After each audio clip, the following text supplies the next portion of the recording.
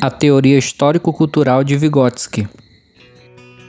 Lev Semenovich Vygotsky nasceu em 1896 em Orsha, na Bielorrússia, país pertencente à antiga União Soviética. Sua família era judia e uma das mais cultas da cidade, o que permitiu que ele se dedicasse aos estudos. Vygotsky era formado em Direito e trabalhou como professor e também como pesquisador em áreas como Psicologia, Filosofia e Pedagogia. Em 1924, casou-se com Rosa Smirnova, com quem teve 2 filhas, Asia e Gita. Formou com outros jovens, Luria e Leontiev, um grupo que buscava uma nova psicologia na Rússia pós-revolução.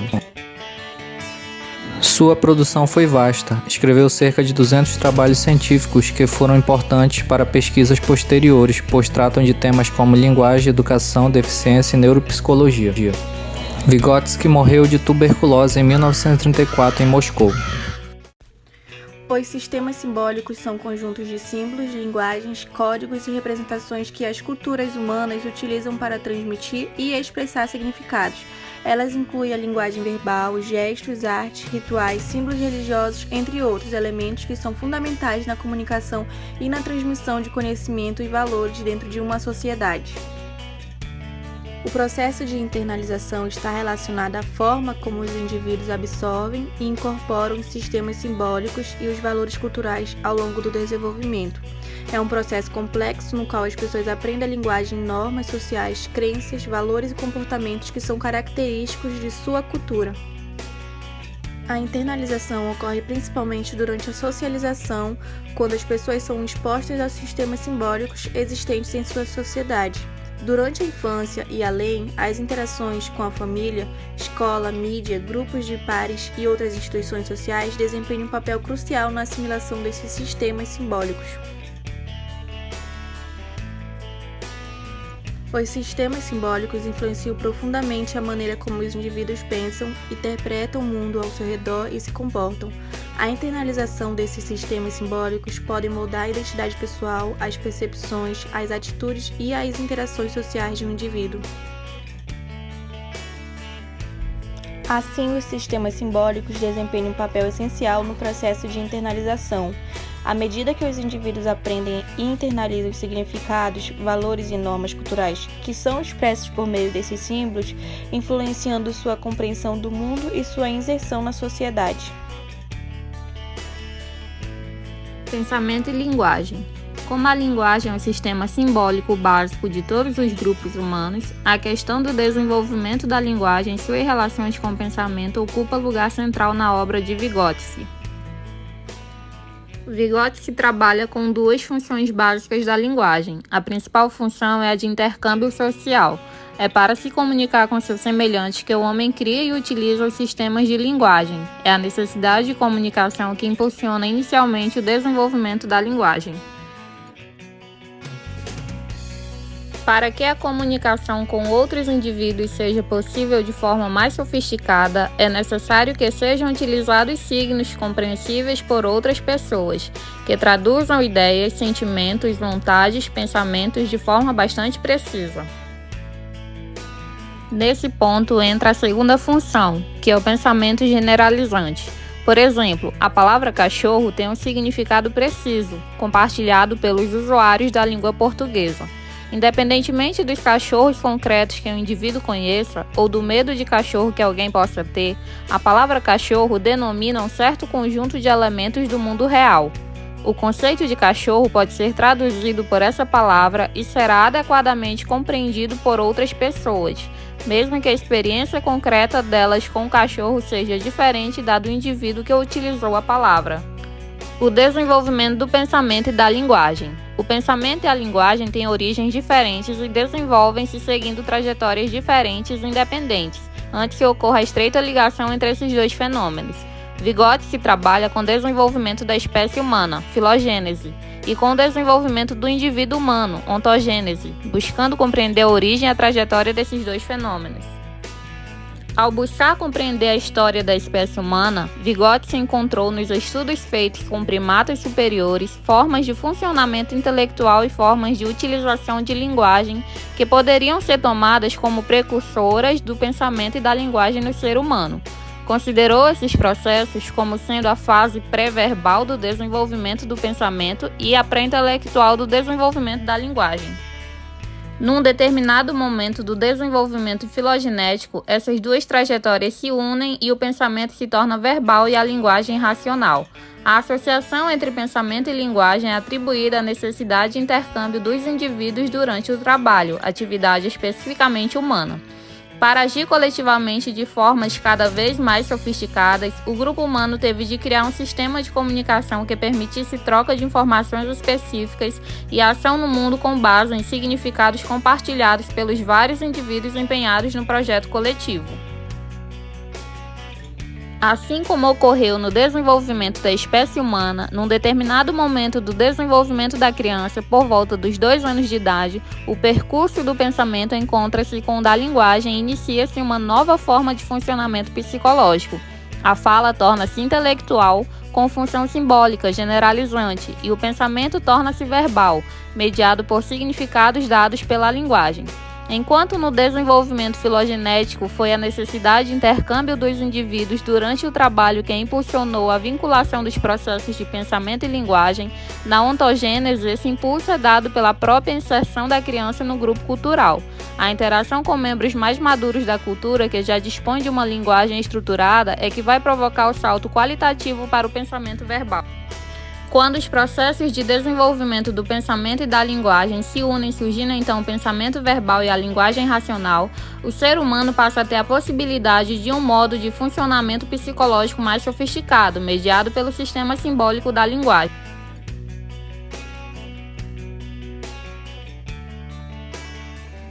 Na análise que Vygotsky se faz das relações entre pensamento e linguagem, a questão do significado ocupa lugar central. O significado é um componente essencial da palavra e é, ao mesmo tempo, um ato de pensamento, pois o significado de uma palavra já é, em si, uma generalização. Isto é, no significado da palavra é que o pensamento e a fala se unem em pensamento verbal. Ao dizer sapato, por exemplo, estou enunciando uma palavra que tem um determinado significado. Esse significado, além de possibilitar a comunicação entre usuários da língua, define um modo de organizar o mundo real de forma que para alguns objetos, os sapatos, essa palavra se aplica e para outros, cadeira, cachorro e etc., essa palavra não se aplica. É no significado que se encontra a unidade das duas funções básicas da linguagem, o intercâmbio social e o pensamento generalizante. São os significados que vão propiciar a mediação simbólica entre o indivíduo e o mundo real, constituindo-se no filtro através do qual o indivíduo é capaz de compreender o mundo e agir sobre ele. Ao tomar posse dos significados expressos pela linguagem, a criança os aplica em seu universo de conhecimento sobre o mundo, a seu modo particular de recortar sua experiência. Ao longo do seu desenvolvimento, marcado pela interação verbal com adultos e crianças mais velhas, a criança vai ajustando seus significados de modo a aproximá-los cada vez mais dos conceitos predominantes no grupo cultural e linguístico de que faz parte. Esse processo de transformação de significados ocorre de forma muito clara nas fases iniciais da aquisição da linguagem, quando tanto o vocabulário da criança quanto seu conhecimento sobre o mundo concreto em que vive crescem muito rapidamente a partir da sua experiência pessoal, mas os significados continuam a ser transformados durante todo o desenvolvimento do indivíduo, ganhando contornos peculiares quando se inicia o processo de aprendizagem escolar.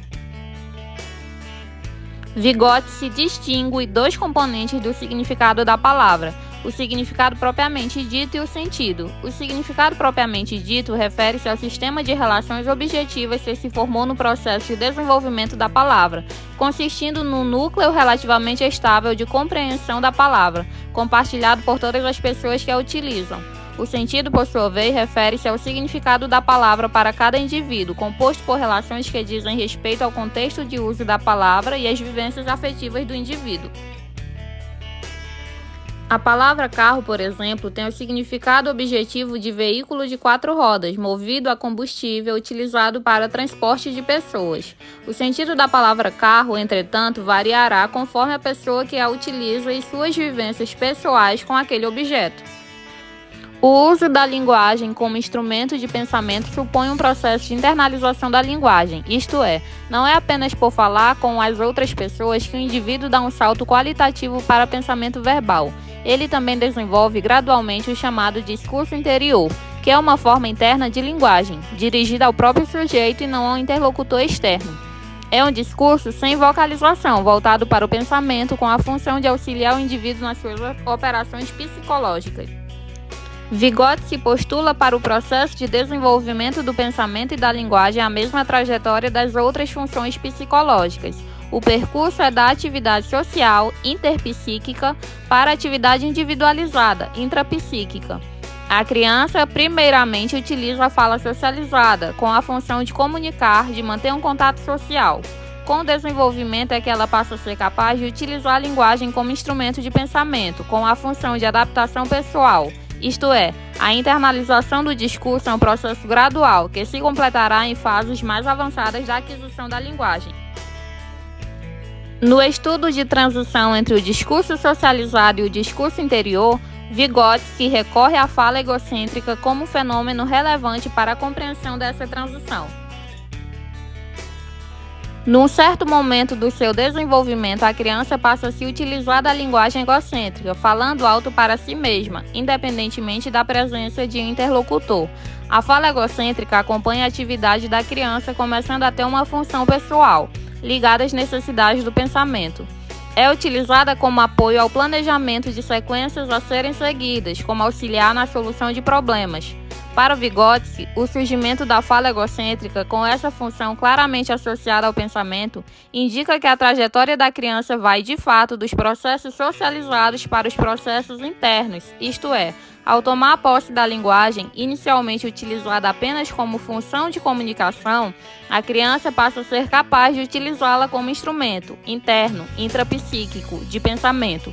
Como esse processo é gradual, a fala egocêntrica aparece como um procedimento de transição no qual o discurso já tem a função que terá como discurso interior, mas ainda tem a forma. O desenvolvimento humano, o aprendizado e as relações entre esses dois são temas centrais do trabalho de Vygotsky.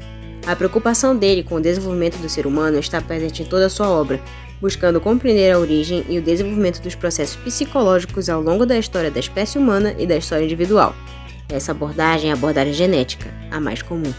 Ainda que o desenvolvimento seja o objeto privilegiado das pesquisas de Vygotsky, ele não nos oferece uma interpretação completa do percurso psicológico do ser humano, justamente por não ter formulado uma concepção estruturada do desenvolvimento humano e, ao lado da preocupação com toda essa questão, ele enfatiza a importância do aprendizado. Na teoria socio-interacionista de Vygotsky, as relações entre aprendizagem e desenvolvimento são aspectos muito importantes. Para ele, o desenvolvimento é promovido pela aprendizagem, sendo a interação entre o meio e o indivíduo essencial neste processo. Ou seja, desde o nascimento, o aprendizado está relacionado ao desenvolvimento, sendo o aspecto necessário e universal do processo de desenvolver as funções psicológicas culturalmente organizadas. É o aprendizado que incentiva e possibilita o despertar de processos internos de desenvolvimento, que se não fosse o contato do indivíduo com o ambiente cultural, não aconteceria.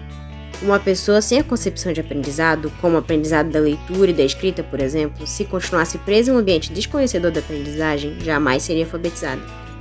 Para compreender o desenvolvimento do ser humano, não devemos considerar apenas o desenvolvimento real, que é o desenvolvimento de forma retrospectiva, mas também o desenvolvimento potencial, ou seja, a capacidade de desempenhar tarefas com a ajuda de adultos ou de companheiros mais capazes. É a partir da existência desses dois níveis de desenvolvimento que Vygotsky define a zona de desenvolvimento proximal como a distância entre o desenvolvimento real e o nível de desenvolvimento potencial. Sendo assim, a zona de desenvolvimento proximal se refere ao caminho que a pessoa percorre para desenvolver funções que estão em processo de amadurecimento e se tornarão funções consolidadas, sendo assim um domínio psicológico em constante transformação. O processo de ensino-aprendizado na escola deve ser construído, sendo o ponto de partida o nível de desenvolvimento real da criança e como ponto de chegada os objetivos estabelecidos pela escola para determinada faixa etária. Em resumo, a intervenção pedagógica no desenvolvimento da criança se baseia no aprendizado, a intervir e auxiliar a criança, o professor podendo interferir na zona de desenvolvimento proximal dos seus alunos, provocando avanços que não ocorreriam espontaneamente, assim como a interação com outros alunos também provoca intervenção nesse desenvolvimento. Brinquedos são essenciais no desenvolvimento da criança, sendo usados para trabalhar sua imaginação e criatividade, como no exemplo ao lado. Para Vygotsky, os creveses dominaram um sistema simbólico complexo de representação da realidade, que cria um conjunto de formações no cérebro e permite o acesso ao conhecimento mais elaborado. Tendo esse conceito, o desenvolvimento de gestos, desenhos e do brinquedo simbólico também contribuindo para o processo da linguagem. Para ele, a percepção é um processo mental, segundo sua teoria sociocultural, fazendo parte da formação do pensamento humano. Assim, os processos de percepção influenciam na formação dos conceitos científicos desenvolvidos na escola e no pensamento da pessoa.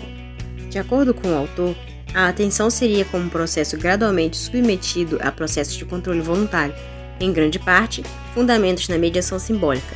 Já submetido à imensa quantidade de informações do ambiente, ocorre um processo de seleção de informações, com as quais o indivíduo vai interagir, ou seja, em uma roda, o indivíduo vai dar atenção a um determinado tema.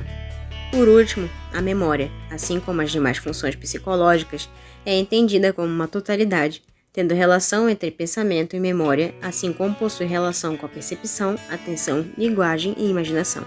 Por exemplo, para lembrarmos de algo em nossa memória, pensamos em uma situação, lugar ou pessoa específica.